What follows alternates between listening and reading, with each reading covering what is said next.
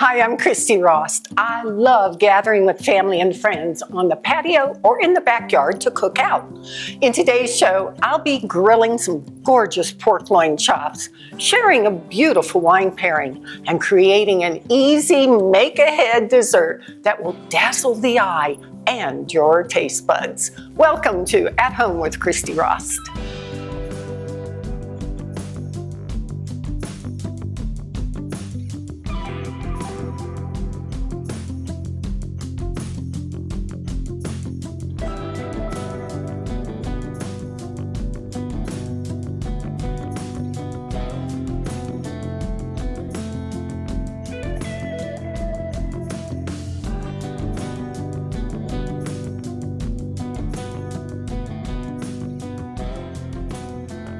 So I'm going to start with strawberries and cream trifles.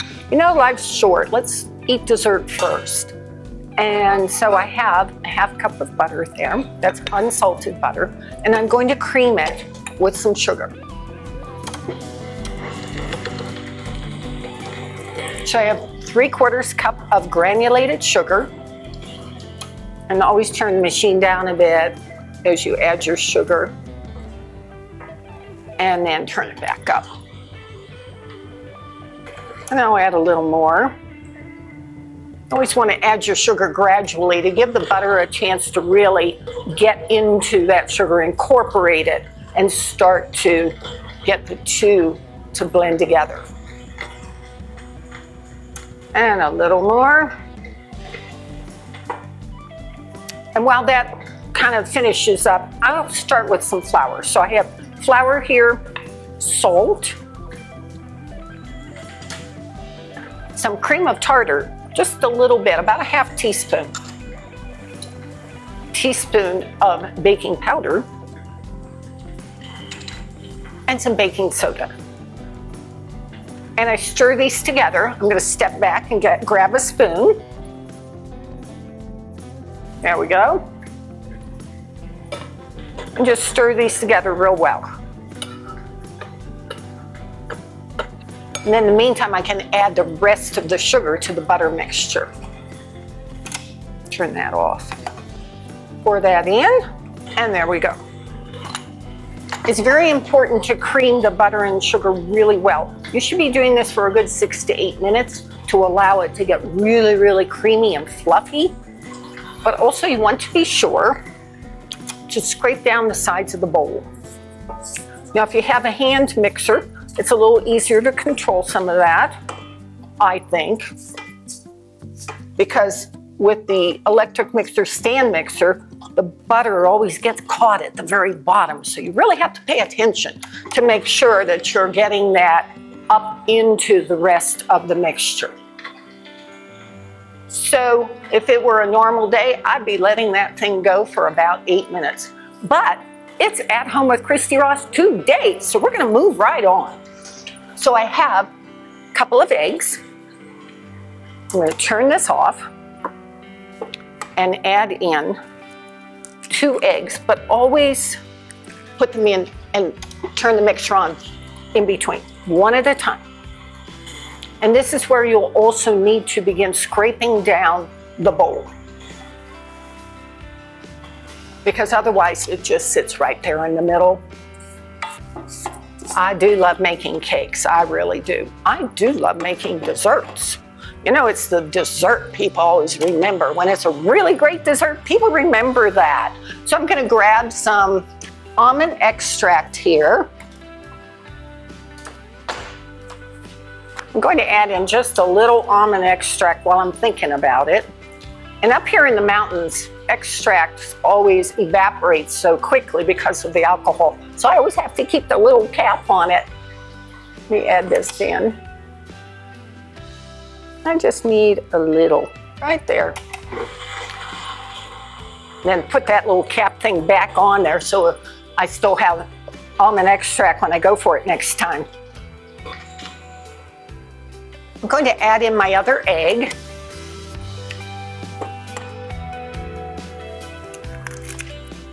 There we go. And turn the mixer back on and let that get really well incorporated. Okay, so at this point, I'm going to scrape down the bowl one more time. There we go. And I'm going to add in a teaspoon of vanilla. So I've already put in just a little bit, maybe a half teaspoon of almond extract. Now I'm adding in a teaspoon of vanilla. Make sure that's really well blended in. So I have my flour mixture all set. So I will start to add that in gradually. Always begin with the flour mixture as opposed to the milk.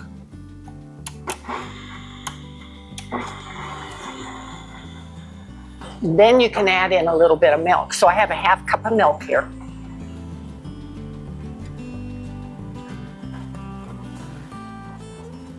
I'm going to let that get really well incorporated. Turn off the machine and add in some more flour. So do about a third, a third, a third.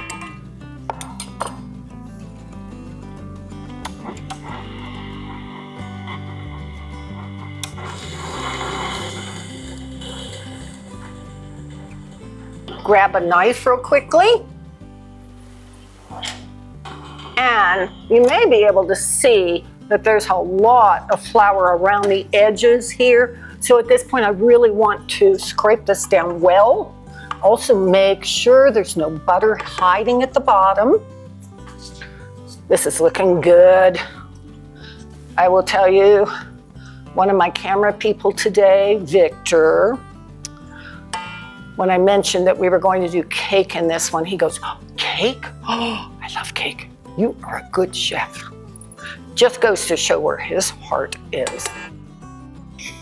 And so now I can add a little more milk, and I'm going to add it very slowly again, like I did last time, so it gets a chance to really get in there. You want the flour to bind up the liquids and the fats.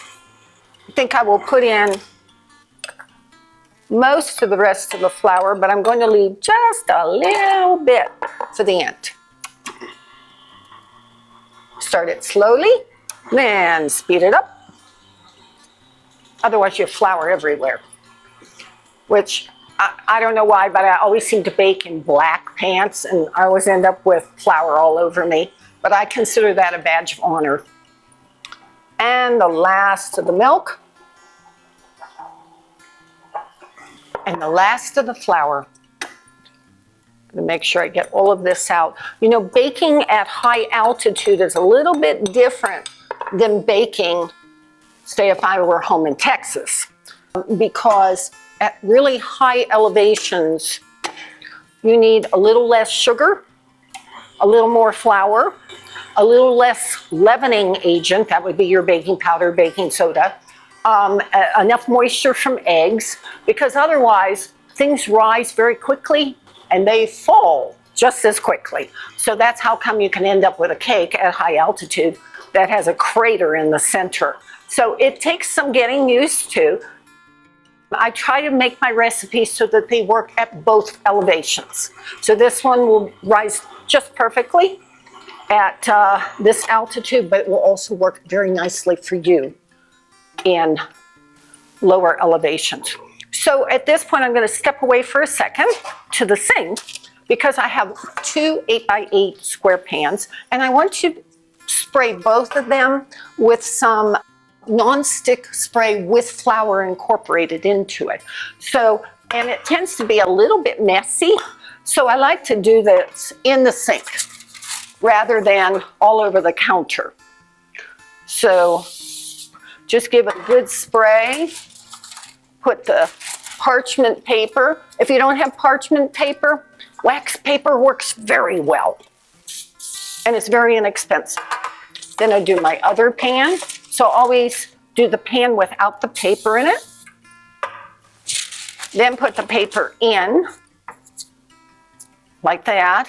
Spray again. And you'll be real happy that you've done that because then the cake will come out really easily later.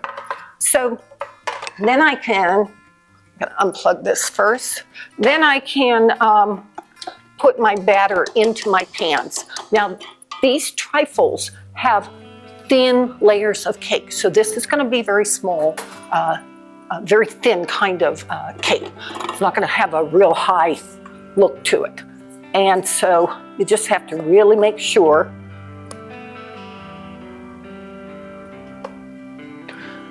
that you have enough batter for both pans and don't go overboard on one. So take your time and just kind of gauge half and half as best you can. Well, this is going to be lovely. This one needs more. There we go. And then use the spatula to gently spread the cake batter. And again, it's going to be very, very thin. So let me move this out of the way so you can see better. And you want to take it all the way to the edges.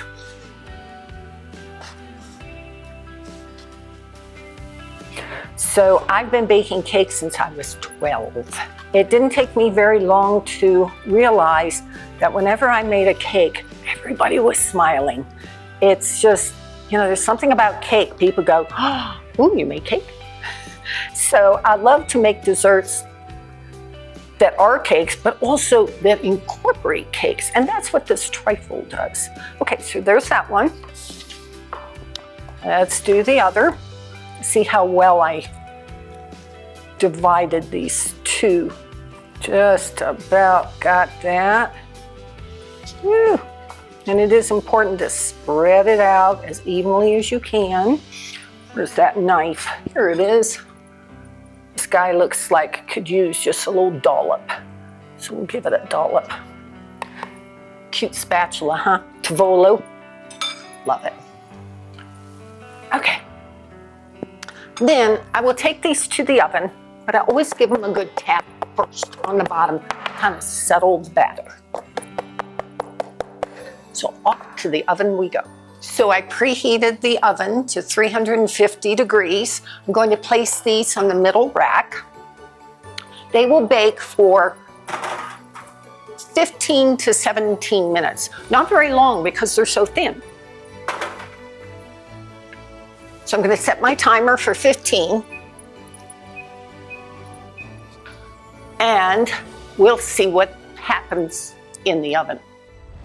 Experience an immersive culinary adventure with Atlas Ocean Voyages. Led by seasoned experts, savor regional flavors and exclusive culinary moments. Discover captivating destinations and authentic traditions aboard elegant, all-inclusive yachts hosting fewer than 200 guests. Atlas Ocean Voyages, where every Epicurean adventure is a feast for the senses. I love this dessert. It's so fun. The cake is super simple to make. Then take a 3-inch round biscuit cutter because we're going to make these desserts into individual trifles. So I'm going to bring one here and cut 5 circles of cake. There's one. I'm going to put it right in the bottom here. And I'll do another. And the thing you can do with this, after you've cut out all the cake rounds, is all the scraps, you can make other little trifles, or you can put them with ice cream, or put some chocolate sauce over them, or a little bit of pudding or something, whatever you want. Don't waste it because it's really delicious. But it's so fun to take the scraps and make other things with it. And I have one more here, and each cake will make 5 rounds. So I've got 4 of them going. Now I have strawberries thinly sliced and mix them with a little bit of sugar, and that helps the juices to come out. That's called macerate. And you want a nice thin layer of berries. Let me put this one here. I actually do end up using my fingers a lot when I do this, but you do want to have berries all the way around.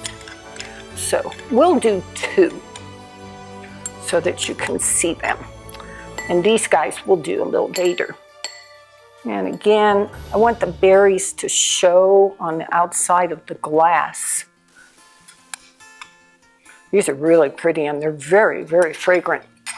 Okay, now I have another piece of cake.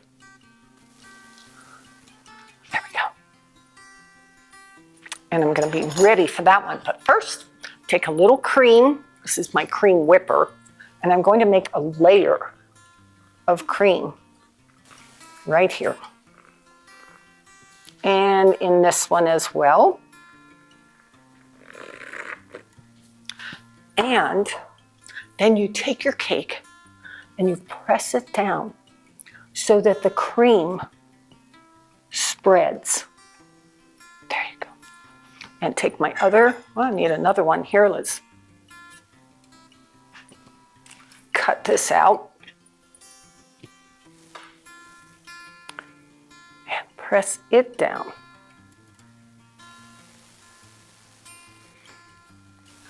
And then I'm going to add another layer of strawberries on top. So now I can add another layer of the strawberries. Aren't they pretty? This is a really nice late summer, springtime kind of recipe. But you know, you could also do this with peaches, or you could do it with blueberries, or your other favorite fruit that you like to have with a piece of cake. So there are the strawberries. Okay. More whipped cream right on top. Now, we're going to head out to the grill. And I'll tell you, just so you get the idea of what this is going to look like. I'm going to leave it at this point because the cream will deflate while I'm doing the pork loin chops. I want to finish it off with a huge swirl of whipped cream. So we're going to put these in the fridge for a little bit. I'm going to head out to the grill where I'm going to do some ginger and lemongrass pork loin chops on the grill. And then we'll bring these back out, I'll finish the final swirl, and we'll be good to go.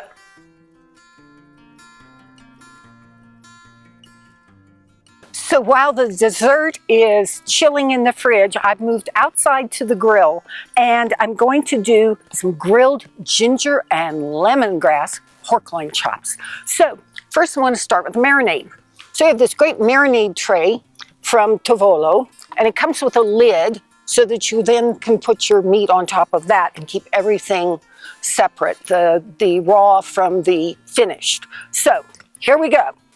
I'm going to start with some soy sauce that I'm going to pour in here.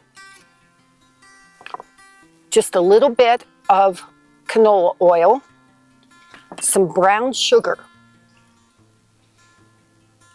Up here, brown sugar dries out so quickly, it's like a brick. Okay, I'm going to put in a clove of garlic.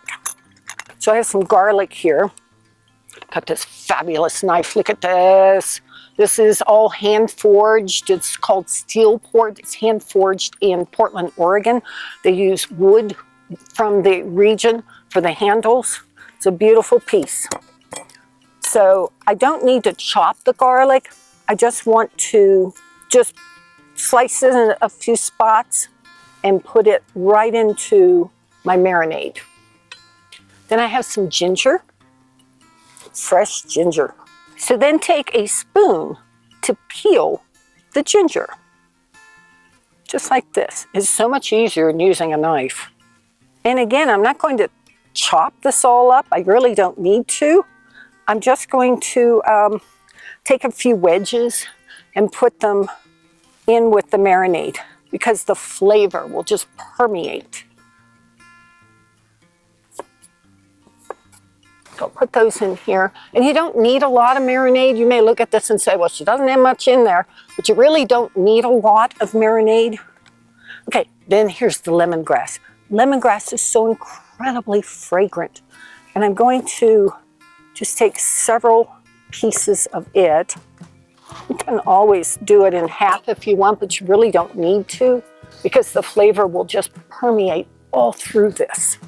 And that is the marinade. So then I have 4 beautiful pork loin chops. These guys are just so pretty. Put them down here.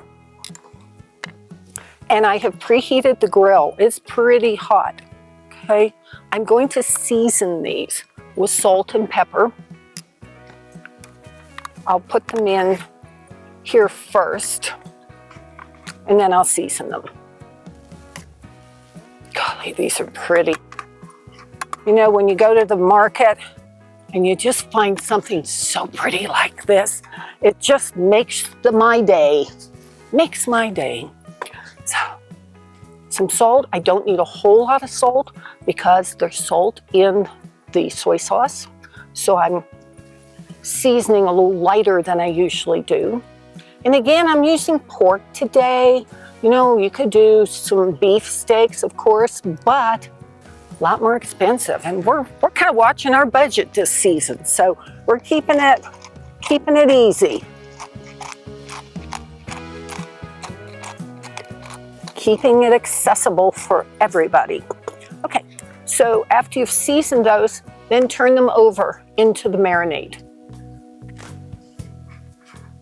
And if you have time, it's wonderful. Oh, come back. It's wonderful to let these marinate for an hour or even 30 minutes. But if you're like me, I don't have that kind of time. So these guys are going to be real lucky to get about 15 to 20 minutes worth of marinating. Just move them around. I'll season this other side with some freshly ground pepper. And my grill is super hot. So 15, 20 minutes has just elapsed. Let's take this marinade tray, which is by Tavolo. I don't know if I told you that. So is the cute spatula. Anyway, let's take this to the grill. I'll put them here because they're actually very heavy. And I'm going to put this right there on the grill. Listen to that sizzle. Oh, that is a thing of beauty. Here's another. Wow.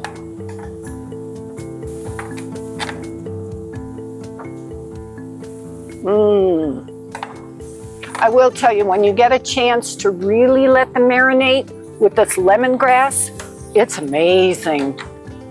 It's amazing how the flavors permeate right through the meat. They go right on through, and everything tastes divine. So put these on.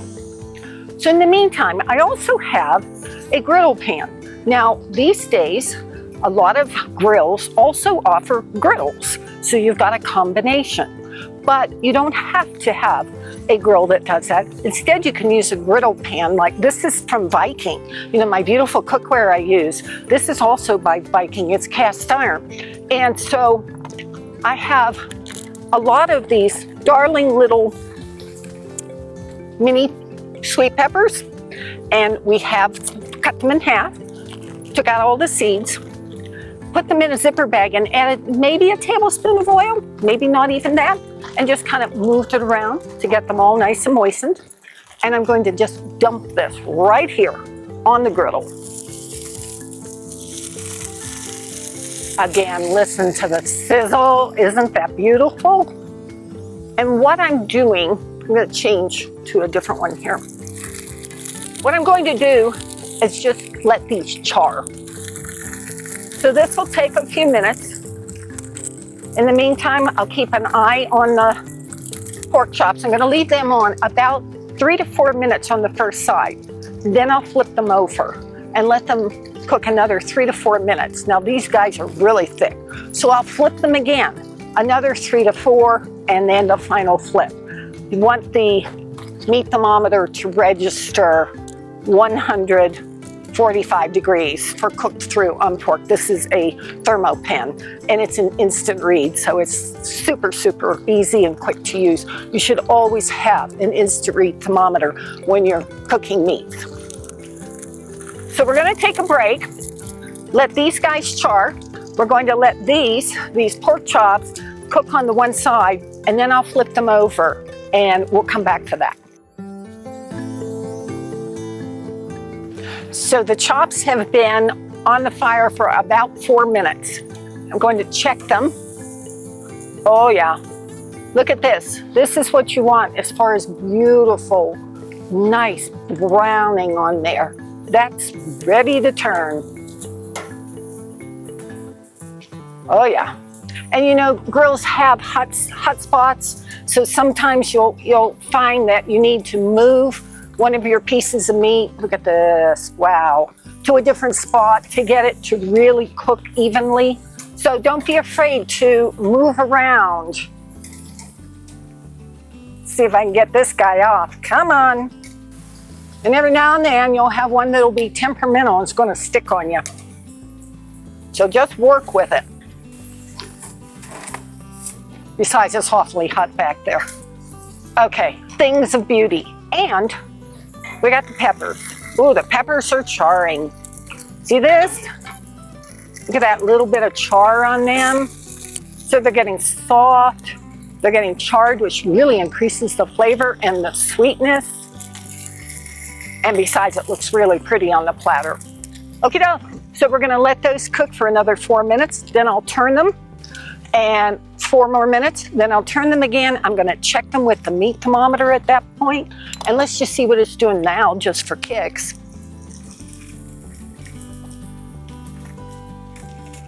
Okay, it's at 85 degrees, so it still has a ways to go. I've got that 4 minutes, another 4, another maybe 3, 4, and they will be done. And then we'll get all this plated, bring out dessert, and I've got a beautiful wine from Patio.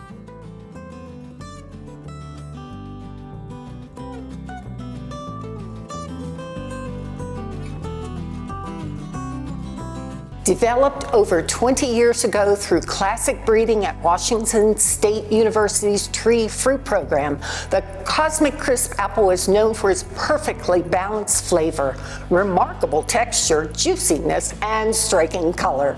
These qualities make the Cosmic Crisp apple ideal for a versatile range of uses, from snacking and baking to cocktails, juicing, decor, and more. Available nationwide at grocery stores in all seasons, the Cosmic Crisp apple is now one of the nation's best-selling apples. Cosmic Crisp is hands down my favorite apple, and I'm honored to have Cosmic Crisp as a returning sponsor of At Home with Christy Rost. The peppers are ready to come off the griddle. The chops are just about done. So I'm just going to arrange all my peppers right here in front where they can be so colorful on the platter. These are gonna be so sweet. I mean, this is a great kind of thing to do with friends, you know, gather in your backyard, gather on the patio, and make something really different for them. And they'll talk about this for a while because it's yummy and it's going to look really pretty on the platter. Try to get all of these off of here. Well, I need a red one over on this side. Whoop, come on. Whoop. Oh, look what happened. Okay, to the rescue. Because I want it right here. I need that color. See that? Okay. That's called a happy accident. And I'll move the platter here, grab my tongs, and get these chops off. 1, 2, 3, and 4. Then let's garnish the platter, because you always want to garnish your dishes. That's what makes it look so special. And you know this, because I am a bit of a perfectionist there. There, that one was laying down. Let's put some fresh arugula right here. And there we go. It doesn't get much prettier or more appetizing than this. This is the grilled ginger and lemongrass pork loin chops. So let's finish up.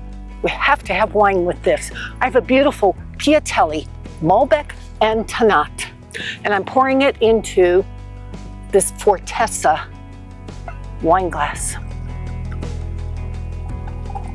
So the Piatelli, this is from Argentina. It's fruit forward, full bodied, with flavors of roasted plum and dark chocolate and robust tannins. I can smell them. And it has notes of blackberries and dark cherries on the palate.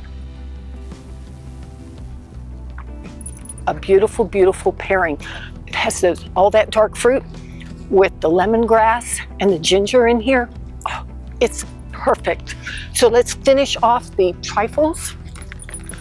Wait until you're ripe, ready to serve them, and give them a final spritz of cream on top.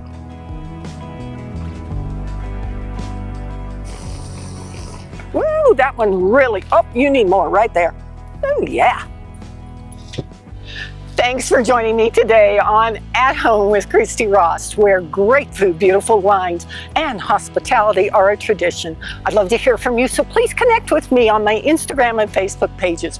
You'll find today's recipes on my website at christyrost.com. I'd like to thank our sponsors, Atlas Ocean Voyages, Cosmic Crisp Apples, Viking Culinary Cookware, Little Bear Honey, and thanks also to our friends at Piatelli Vineyards, Bean Candle Company, Fortessa, Melissa's Produce, and Tovolo. I'll see you next time.